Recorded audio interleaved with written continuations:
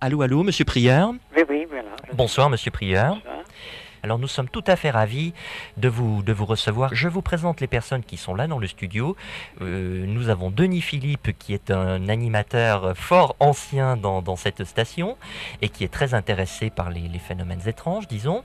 Nous avons Michel Brun que vous connaissez déjà, monsieur Prieur, parce que vous avez déjà échangé quelques propos lors d'une ancienne émission. Michel Brun, psychanalyste, faisant fonction de psychanalyste à Épinal. Et puis Marie et moi-même. Voilà, monsieur Prieur, pour les présentations. Très bien. Monsieur Prieur, on pourrait peut-être déjà commencer notre entretien en parlant de la prémonition et notre destin, votre dernier né. Oui. Paru chez Lafon dans la collection Les Énigmes de l'Univers, une collection dirigée par Francis Mazière. C'est sorti en octobre 89. C'est ça, oui. Oui, vous pouvez nous le décrire peut-être, nous le présenter ce livre? Bon, ça c'est difficile parce que c'est un sujet considérable, la prémonition. En général, on pense au songe prémonitoire, c'est la forme la plus connue. Mais j'en ai détecté d'autres. Par exemple, les dessins d'enfants sont souvent prémonitoires et j'ai donné des exemples véritablement frappants. Et puis, des grands peintres ont peint des tableaux prémonitoires, toujours prémonitoires à leur insu. Et puis, sur les photos, il y a quelquefois des phénomènes assez curieux qui font intervenir l'au-delà. Par exemple, on photographie une tombe et puis au développement, on est tout surpris de trouver une ou plusieurs personnes en filigrane, enfin des personnes décédées, vous voyez. Ce genre de phénomène s'est déjà produit alors? Ah oui, bien sûr. Ça s'est produit, c'est rare, mais enfin, ça existe. Et au sujet des peintres dont vous parliez, qui esquissent donc des tableaux en quelque sorte prémonitoires, vous avez peut-être des noms à nous donner? Oui, par exemple, le peintre qui a peint le petit dauphin Louis XVII, il a voulu mettre un ornement à côté de cet enfant, et qu'est-ce qu'il a trouvé? Une cage avec un petit oiseau dedans, n'est-ce pas? Alors véritablement, pour le prisonnier du temple, on peut dire que c'était prémonitoire. Et puis je cite un autre cas, il s'agit aussi d'un enfant illustre, c'est-à-dire du petit roi de Rome quand il avait 3 ans. Le peintre qui l'a représenté lui a mis quelques jouets, bien sûr, et puis sous ses pieds, il y a un 6 de pique. Or, le symbolisme du 6 de pique est extrêmement mauvais, et ça annonce la ruine des ambitions démesurées. Et 1 an plus tard, c'était la retraite de Russie, vous voyez. Alors on peut dire que les ruines des ambitions démesurées, c'était vraiment tout à fait exact. Alors peut-on dire que votre livre fourmille d'exemples comme ceci? Ah oui, oui, ça, il y en a beaucoup. Je vois dans la petite notice qui m'a été remise par Lafon, il faut considérer aussi les objets qui, sans cause extérieure, tombent et se brisent, et ceux qui se brisent sans tomber, Oui, et ceux qui oui. tombent sans se briser. Qu'est-ce à dire tout cela? Eh bien, dans ma famille, il y a l'exemple, n'est-ce pas, d'un boc de bière qu'un jeune homme avait offert à sa mère, de ses bocs de Munich, n'est-ce pas? Et au moment de son décès, l'anse du boc s'est brisée toute seule, voyez. Oui, nous avons Et ça ici... n'était pas n'importe quel objet, donc c'était un objet qu'il avait offert à sa mère. Et c'est là-dessus qu'a porté le destin, n'est-ce pas? Oui, je peux vous dire, monsieur Prieur, que nous avons eu ici le témoignage d'une jeune fille qui nous a raconté qu'au moment du décès de son grand-père, Oui. la montre d'une personne très Ah proche oui. de la famille s'est arrêtée à l'heure exacte du décès. Oui, oui.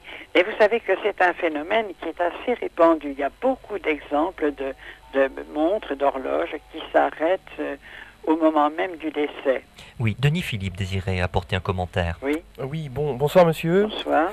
Oui, moi vous parliez d'objets effectivement qui se brisent, qui tombent sans se briser, enfin qui ont un comportement, dirons-nous, un petit peu anormal Ah oui, tout pour un à objet. fait, oui, oui. Moi j'ai un exemple précis qui m'est arrivé il y a quelques années. J'avais à peu près à l'époque 12-13 ans.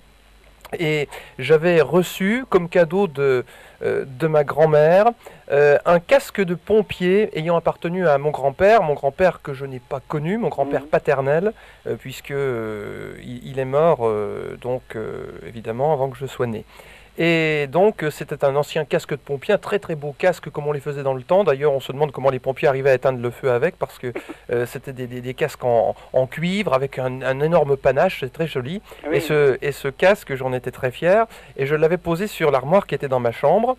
Et à l'époque, j'avais donc une chambre assez grande. Je suis obligé de vous planter un peu le décor parce que c'est important. Le casque était posé sur l'armoire. Et le lit dans lequel je dormais, par rapport à cette armoire, était situé à peu près à 3-4 mètres de distance. Et un jour où j'avais ce casque, je l'avais posé, je ne l'avais même pas nettoyé, je l'avais laissé dans l'état où il était. Et un jour, donc, j'ai entrepris de briquer, de nettoyer à fond le casque. Et je l'ai nettoyé, si bien que j'en ai cassé une partie supérieure qui était un petit peu abîmée, parce qu'il était très vieux évidemment. Et bon, un petit peu gêné, j'ai rafistolé la chose le mieux possible et j'ai reposé le casque sur l'armoire. Et je suis sorti de ma chambre. Et à ce moment-là, j'ai entendu un bruit infernal. Et je suis rentré dans la chambre. Et le casque était au milieu du lit.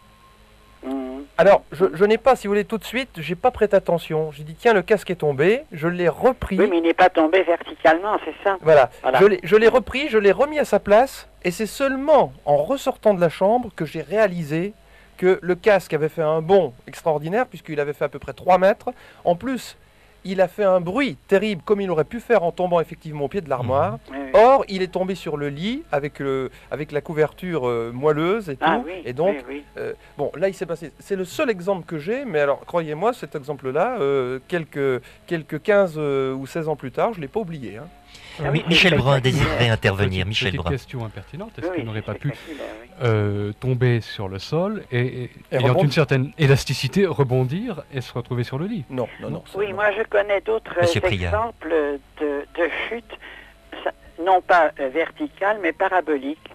Et là, il s'agissait du portrait de Swedenborg, qui, on ne sait pas pourquoi, Swedenborg, oui, est tombé sur le sol, mais au milieu de la pièce, en ayant fait donc, comme le casque de pompier, un véritable saut parabolique, et le verre de ce portrait ne s'était pas brisé, vous voyez.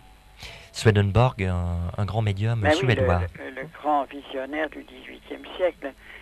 Donc, ça n'était pas arrivé à n'importe qui, ce phénomène. C'était donc le portrait de Swedenborg. Oui, c'est ça. Il voulait peut-être donner une preuve concrète de l'existence de ces phénomènes curieux. Oui, Denis Philippe. Oui, je m'excuse, mais j'ai un tout petit exemple encore qui est tout récent sur ces phénomènes d'objets qui se déplacent et auxquels on pourrait à certains moments rappeler cette fameuse formule « objet inanimé, avez-vous donc une âme ?» Je fais collection de petits chats, des petits chats en des matières très différentes, comme de la porcelaine, comme de la terre cuite, comme du bronze, enfin des choses comme ça. Et j'ai un endroit chez moi où j'ai une dizaine de petits chats très différents les uns des autres qui sont installés. Et j'ai gagné, il y a à peu près de cela 5-6 mois, dans une loterie, un tout petit chat, fabriqué en Thaïlande, Made in Taiwan dessus, enfin c'est un petit objet vraiment insignifiant. Et ce petit chat, je l'ai mis à côté des autres. Et je peux vous dire, là, je le dis parce que j'ai plusieurs camarades, y compris des gens qui travaillent ici à la radio, qui ont été témoins de ce phénomène, alors que les autres petits chats sont parfaitement en place à l'endroit où je les ai mis depuis, où je les remets quand je fais la poussière de temps en temps. Eh bien, ce petit chat, lui, s'amuse à se balader partout sur l'étagère où ils sont posés. Il n'est jamais au même endroit, il bouge constamment. Il y a des précédents dans la maison ou dans l'appartement où vous habitez? Non, absolument pas. Non. Oui, mais alors, Monsieur Priard. Est-ce que ce petit chat-là, il est lié à un souvenir quelconque, à une personne? Absolument pas. C'est un petit chat que j'ai gagné dans une fête foraine à une loterie. Ben oui, c'est curieux ça. Oui. Monsieur Prieur, vous parliez, merci Denis, vous parliez tout à l'heure des dessins d'enfants. Oui. Oui, alors des signes, des avertissements peuvent être donnés par la voix intérieure des dessins d'enfants. Je lis cela sur la notice envoyée par votre éditeur. Oui. Vous pouvez nous expliquer ça un petit peu, s'il vous plaît? Non, je raconte dans ce livre l'histoire d'un petit garçon qui dessinait toujours de très hautes maisons, et toutes ces maisons avaient une grosse horloge dans le toit. Et ça marquait toujours 5h03. Alors, 5h03. La mère lui pose la question, mais enfin, les maisons n'ont pas des horloges, ce ne sont pas des gares. Pourquoi fais-tu ça? Le gosse dit non, je ne sais pas.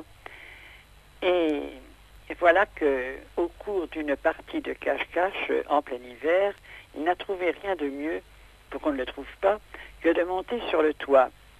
Il a glissé, il est tombé et il s'est tué. Or, il s'est tué à 5h03 exactement. Et dans les mois qui précédaient, il dessinait toujours des maisons très hautes, comme celle où il est mort, et toujours des horloges, voyez. Alors ça, c'est extrêmement, extrêmement troublant, parce que cette précision, n'est-ce pas, ce 5h03. Oui. Et j'avais d'ailleurs le dessin. C'est troublant et tragique. Il n'était pas très net et on n'a pas pu le reproduire sur le livre, mais enfin moi personnellement je l'ai, ce dessin avec la grosse horloge marquée en 5h03. Jean Prieur, je rappelle brièvement à nos auditeurs, aux auditeurs de Destination Monde Inconnu, que vous vous êtes énormément intéressé à ce que l'on appelle l'après-vie ou l'après-mort. Je sais que vous, votre foi en l'après-vie est totale. Oui, bien sûr, oui. Oui, vous êtes un peu moins réincarnationniste, ce n'est pas votre tasse de thé selon votre expression. Pas ma tasse de thé, et toujours pas, depuis plusieurs années que nous vous connaissons, votre position n'a pas changé sur la question. Non, parce que moi je trouve que c'est une idée extrêmement troublante, qui contredit la logique, la justice et l'amour, rien que ça. Alors, je pourrais évidemment, un jour j'écrirai un bouquin là-dessus, mais enfin pour le moment ça n'est pas encore venu, mais je vous dis, ça contredit la logique, la justice et l'amour. Alors ça fait déjà beaucoup. Ça fait beaucoup de choses, effectivement. Oui, ça fait beaucoup de choses, oui. Monsieur Prieur, parmi les titres de tous vos livres, il y a L'âme des animaux. Ah oui. Pouvez-vous nous en dire quelques mots de ce livre-là? Eh bien, dans qui date de 86. Livre-là, je montre que les animaux survivent. D'abord qu'ils ont une âme déjà en ce monde, et d'une. Et que cette âme survit et de deux, et qu'ils peuvent se manifester post-mortem et de trois. Voyez-vous? D'accord. Et je donne des exemples des gens qui ont vécu des expériences psychiques avec des animaux. Mais d'ailleurs, ça, c'est déjà archi connu. L'animal, le chien, par exemple, qui hurle à la mort au moment où son jeune maître tombe en Indochine, pendant la dernière guerre, à l'heure précise de sa mort, à 5000 km de distance, c'est quand même stupéfiant. Et ça, c'est très très connu, ça, le phénomène des chiens qui hurlent à la mort, ça, personne ne peut le contester, il y a trop d'exemples. J'ai en main, Monsieur Prieur, entre les mains, une fiche qui me vient de chez Arista, donc la maison d'édition, au sujet de la mémoire des choses et de l'art de la psychométrie. Vous pouvez nous en dire quelques mots de ce livre-là, de vous? Ah oui, ça, la psychométrie, c'est extrêmement intéressant parce que c'est une plongée dans le passé. C'est-à-dire que si vous donnez à un sujet psychomètre doué un objet, il va pouvoir vous raconter l'histoire de cet objet, décrire les personnes qui l'ont possédé, le paysage même qui l'a entouré. Et ce que j'aime, moi, dans la psychométrie, c'est presque toujours dans le passé. Et on a un contrôle immédiat, n'est-ce pas, de la véracité. Par contre, alors, les prédictions sur l'avenir, il faut attendre des années pour que ça se réalise, n'est-ce pas? On ne peut pas avoir le contrôle immédiat. Tandis que dans la psychométrie orientée vers le passé, on l'a tout de suite. Alors, c'est-à-dire que concrètement, comment ça se passe alors? Comment travaille le psychomètre, si je peux dire? Le psychomètre doit palper doit palper l'objet. Il faut qu'il y ait un contact physique avec l'objet. Donc le prendre dans la main. Ah oui, c'est ça, le prendre dans la main, le caresser. Alors il peut s'agir d'une pierre, par exemple. Oui, en général, oui. Mais on peut même faire une psychométrie de lieu. Et alors il y en a une que je raconte qui est très spectaculaire. C'est la psychométrie qui a été faite pour le bazar de la Charité. Non, c'est ça, oui, j'ai lu votre article. Oui. Dans le monde inconnu. Oui, parce que le bazar de la Charité a complètement disparu et à la place, en 1900, on a édifié une chapelle, enfin une petite église. Oui. Et le psychomètre a vu la catastrophe.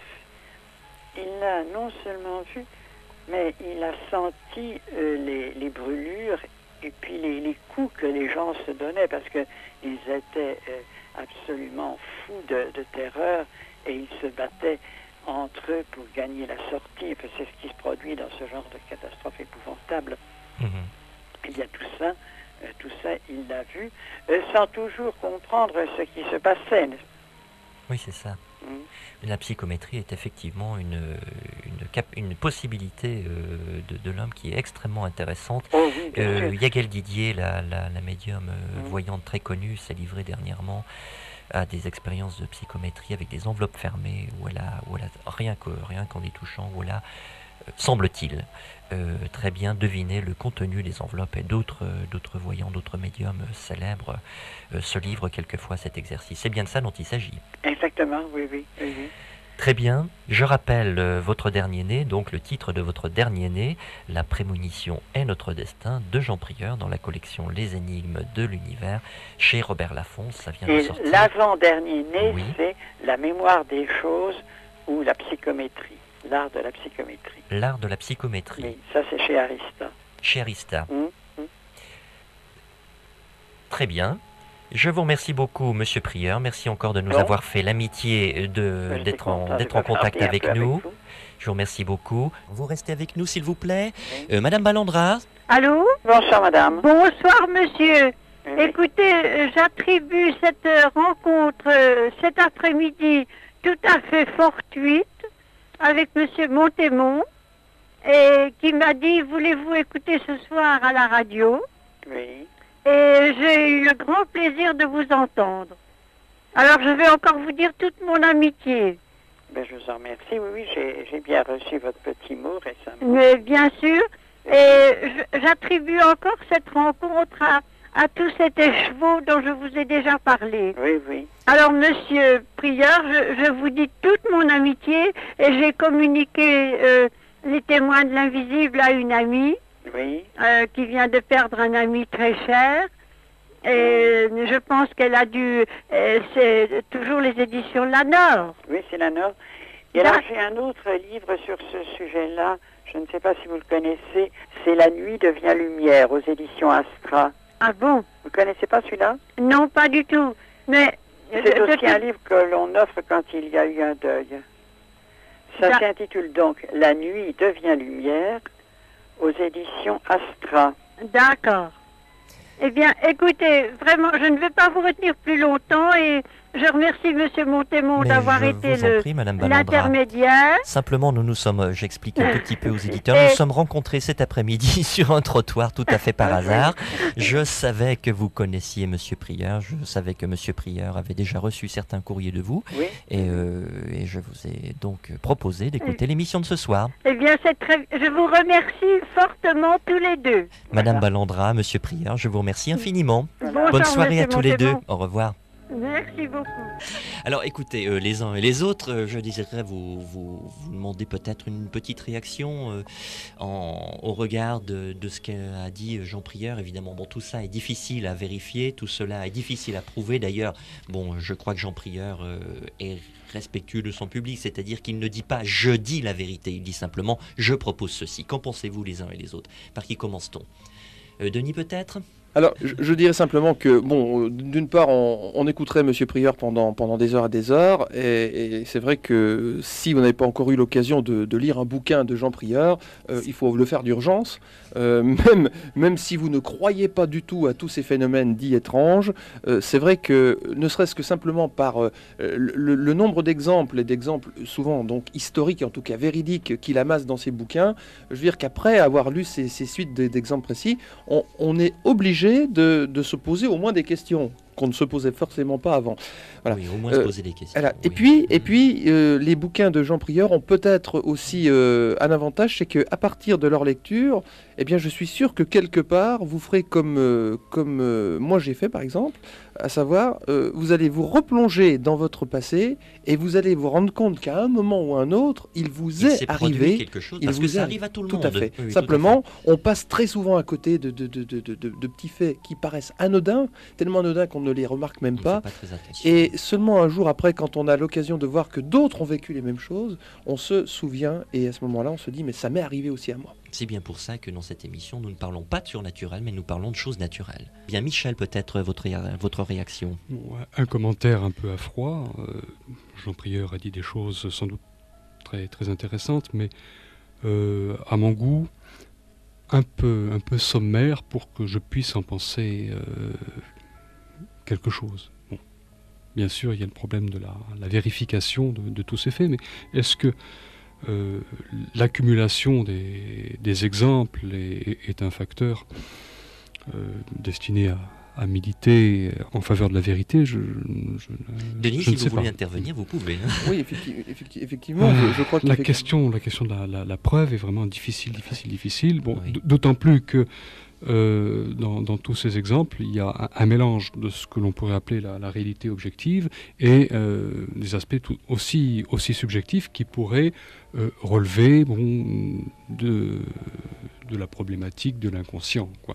Bon, l'être humain est un être infiniment complexe et quelle complexité passionnante. Cette complexité est tout à fait passionnante. Ce que nous connaissons de nous-mêmes se limite à très peu de choses, à savoir ce que nous pouvons percevoir au niveau du conscient, mais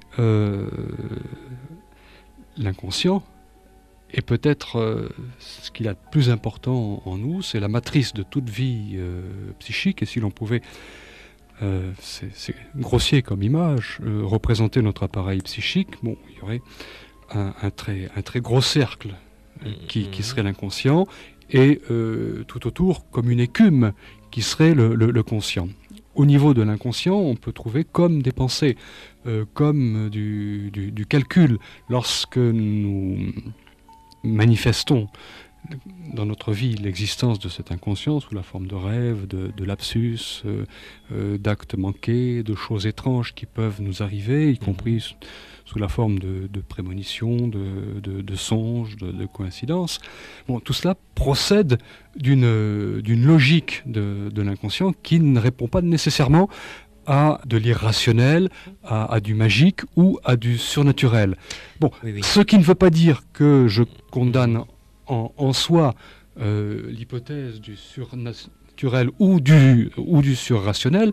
Cependant, ce que M. Prieur en a dit ne m'apparaissait pas suffisant pour pouvoir engager une discussion et qui soit étayée par des arguments. Ça n'était pas possible en si peu de temps pour lui non plus de le faire, et avec le handicap du téléphone. C'est un petit peu le danger, disons, dans cette émission, d'aller un peu vite, si bien qu'on n'a pas le temps de s'arrêter sur un fait précis pour en faire une analyse, c'est-à-dire, bon, la logique, la raison, la science nous permettent d'aller jusqu'à ce point. Au-delà, nous ne savons pas. On laisse tout le boulot aux auditeurs, c'est-à-dire qu'une fois que l'émission est terminée, tout reste encore à faire, Michel. Oui. Parmi les choses qui m'ont troublé, qui ont été dites par M. Prieur, l'exemple de cet enfant qui est décédé à 5h03, c'est effectivement troublant. Bon, malheureusement, bon, c'est un fait raconté de façon comme ça brutale. Il me manque ce qui s'est passé en amont et ce qui s'est passé en aval. Je ne peux pas en dire grand-chose, sauf que c'est troublant. Il y a une forme de coïncidence. Si vous voulez, Michel, c'est ce que nous voulons dire dans cette émission. Voici des choses troublantes et nous vous les présentons comme telles. Maintenant, que chacun en fasse ce qu'il désire. Dans ma pratique d'analyste, j'ai eu aussi affaire à des choses extrêmement troublantes, des coïncidences qu'ailleurs on aurait pu appeler transmission de pensée, et que dans notre jargon nous appelons communication d'inconscient à inconscient. Alors par quel canal est-ce que cela passe ? C'est difficile à dire. Tout ce que je peux dire, c'est que ça passe. Il y a quelque chose qui passe, de toute évidence. À propos de dessins d'enfants, je me souviens du cas d'une jeune femme qui, avant de commencer une cure, alors qu'elle n'avait strictement rien dit à sa fille, m'a remis un dessin qui l'a représenté en train de parler sur un divan. Ah, très bien. Oui. Et effectivement, par la suite, il s'est vérifié que la personne est venue parler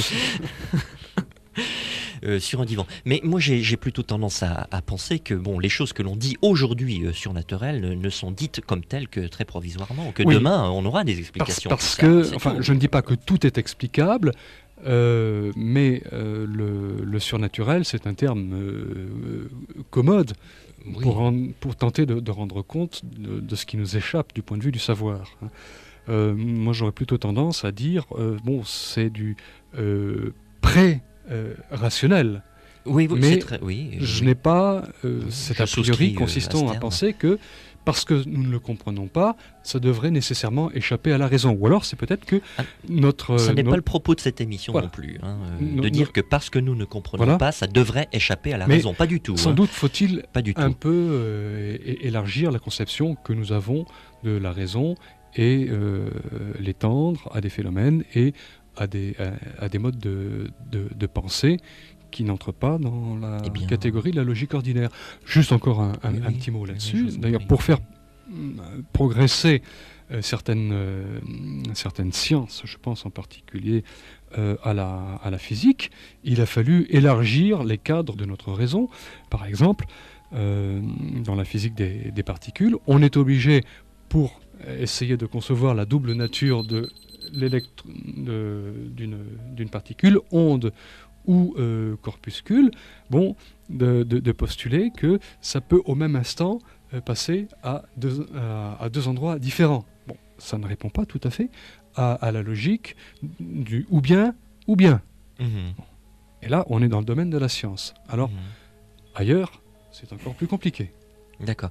Moi, tout ce que je souhaite par l'intermédiaire de cette émission, c'est de désocculter au maximum les choses qui se veulent ou qui souhaiteraient rester occultes. Il n'y a pas de raison que tous ces phénomènes qui nous paraissent étranges et qui nous posent question n'apparaissent pas en pleine lumière d'ici quelque temps. En tout cas, c'est le vœu que je formule en cette fin d'émission, en cette fin de Destination Monde Inconnu.